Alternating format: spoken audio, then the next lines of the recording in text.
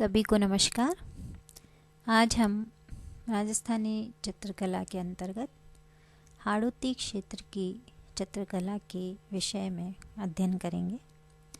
इससे पूर्व हमने मेवाड़ और मारवाड़ में बनाई जाने वाली कलाकृतियों और लघु चित्र शैली के विषय में अध्ययन किया है। हाड़ौती की चित्रकला में हाड़ौती संभाग में या हाड़ौती क्षेत्र में कोटा, बूंदी और झालावाड़ 3 क्षेत्रों को सम्मिलित किया जाता है, जहाँ की चित्र शैली प्रसिद्ध है, जहाँ लघु चित्र बनाए जाते रहे हैं। इनमें सर्वप्रथम बूंदी शैली, जो सन 1342 ईस्वी में बूंदा नामक व्यक्ति ने इस नगर को बसाया, छोटे से नगर को बसाया था और इसीलिए इसका नाम बूंदी रखा गया। अत्यधिक सुरम्य प्राकृतिक वातावरण और मोहक व आकर्षक स्थली होने के कारण कला प्रेमियों और राजाओं ने इस स्थान को आश्रय के रूप में चुना और इस शैली का धीरे धीरे विकास हुआ। 14वीं शताब्दी में राव देवा ने बूंदी शैली को आरंभ किया। राव सुरजन सिंह के समय 1554 से 85 ईस्वी के मध्य इस पर मेवाड़ का प्रभाव रहा, यानी मेवाड़ का ही एक अंश माना जाता था हाड़ौती क्षेत्र के इस भाग को, किंतु धीरे धीरे ये स्वतंत्र होने लगा। राव रतन सिंह 1607 से 13 ईस्वी की और राव शत्रुसाल के समय यह शैली अपने निजत्व को प्राप्त हुई और अनेक कलाकारों ने यहाँ आश्रय लिया। 17वीं शताब्दी में राजा उम्मेद सिंह के समय इस कला शैली में कई बदलाव हुए, कई परिवर्तन आए और इसे अपनी अलग पहचान मिली, जिसे बूंदी शैली के नाम से जाना जाने लगा। आरंभिक काल में यह शैली मेवाड़ से और बाद में मुगलों से संबंधित रही और इसीलिए इस पर मुगल कला का और मेवाड़ कला का प्रभाव रहा। यानी जो शुरुआत के दिन थे वहाँ उसमें मेवाड़ का इस पर आधिपत्य था और मेवाड़ से संबंध होने के कारण इस शैली पर मेवाड़ी प्रभाव था और बाद में बूंदी के महाराजाओं का और मेवाड़ का मुगलों से संबंध स्थापित हो गया और उनके संरक्षण में रहने लगे थे, इसलिए मुगल कला का भी प्रभाव इस शैली पर आरंभिक समय में देखा जाता रहा। 17वीं शताब्दी में यहाँ मतीराम जैसे महान कवि हुए, जिन्होंने ललित राम और रसराज जैसे ग्रंथों की रचना की। यहाँ के कई शासकों ने मुगलों के साथ दक्षिण में के युद्धों में भी भाग लिया और इस प्रकार इस शैली पर दक्षिणी कला का प्रभाव भी देखा जा सकता है।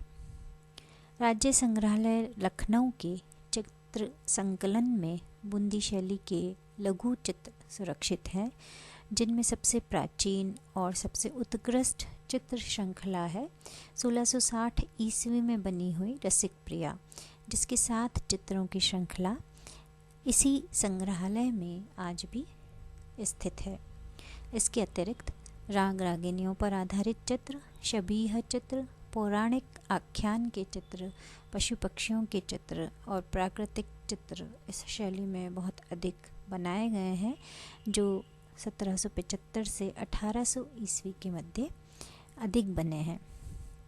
12 महीनों यानी 12 मासा का चित्रण, ऋतु चित्रण, उमा महेश्वर का पूजन, कृष्ण का बंसी वादन और हिंडोला रागिनी तथा बिलावन रागिनी यहाँ के मुख्य प्रसिद्ध चित्रों में से हैं। कवि केशवदास के द्वारा रचित रसिक प्रिया भी इस शैली का एक महत्व माना जाता है। बूंदी शैली में कुछ अपनी अलग विशेषताएं रहीं, जिसके कारण ये अन्य राजस्थानी शैलियों से भिन्न दिखाई देती है।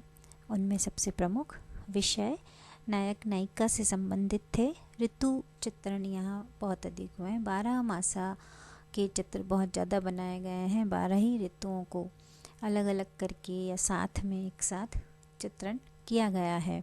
भागवत पुराण, कृष्ण लीला, कृष्ण की बाल लीलाओं का चित्रण, रीतिकालीन काव्य पर आधारित बहुत अधिक चित्र यहाँ बनाए गए हैं, क्योंकि इस समय कई प्रसिद्ध कवि इस क्षेत्र में निवास करते थे, आश्रित थे।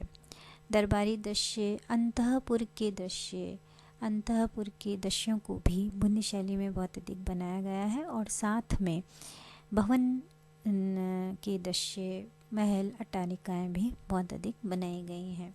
शिकार, होली उत्सव आदि भी यहाँ के मुख्य विषय हैं।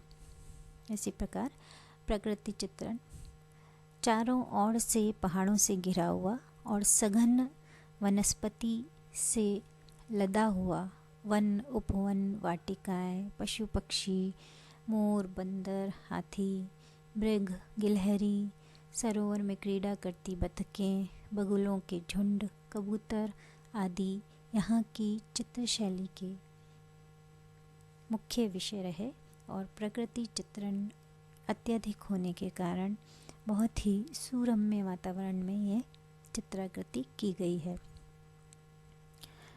रंग योजना के अंतर्गत नारंगी, हरे, पीले रंग की प्रधानता रही। पियोड़ी, सिंदूरी, जंगाल, सफ़ेदा, काजल, नीला या लाजवद, गेरू, फिरोज़ी और इसके साथ साथ स्वर्ण और रजत का प्रयोग करते हुए चित्रण में अलंकरणात्मकता और बारीकी देखी जा सकती है।